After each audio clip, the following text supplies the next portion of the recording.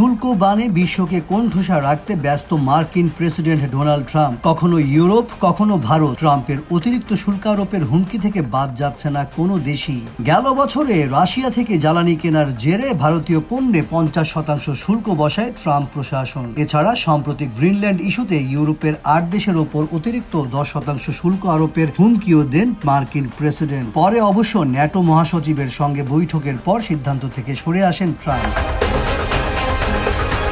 শুল্ক ইস্যুতে যুক্তরাষ্ট্রের ক্রমাগত হুমকির মুখে এবার ইইউ এর সঙ্গে মুক্ত বাণিজ্য চুক্তি স্বাক্ষরের পথে এগোচ্ছে ভারত। এরই মধ্যে নয়াদিল্লির আমন্ত্রণে ভারত সফরে এসেছেন ইউরোপীয় কমিশনের প্রেসিডেন্ট উর্জুলা ভন ডার লায়েন ও কাউন্সিলের প্রেসিডেন্ট অ্যান্তোনিও কস্তা। সোমবার ভারতের ৭৭তম প্রজাতন্ত্র দিবসের অনুষ্ঠানে প্রধান অতিথি হিসেবে অংশ নেবেন তারা। এছাড়া 3 দিনের ভারত সফরে নরেন্দ্র মোদীর সঙ্গেও বৈঠক করবেন ইইউ প্রতিনিধি দল।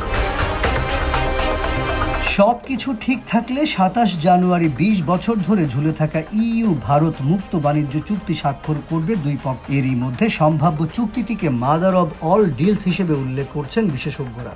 তারা জানান এটি স্বাক্ষর হলে ইউরোপের গাড়ি ও ওয়াইন এবং ভারতের ইলেকট্রনিক্স, টেক্সটাইল ও রাসায়নিক শিল্প নতুন বাজারে প্রবেশের সুযোগ পাবে। এছাড়া বিশ্লেষকদের অভিমত, ভারত বিশ্বকে বার্তা দিতে চাইছে তাদের অর্থনীতি শুধু যুক্তরাষ্ট্রের উপর নির্ভরশীল নয়। বর্তমানে বিশ্বের 4র্থ বৃহত্তম অর্থনীতির দেশ ভারত। ইউরোপ চায় ভারতের ক্রমবর্ধমান বাজারে নিজেদের শক্তিশালী অবস্থান গড়তে।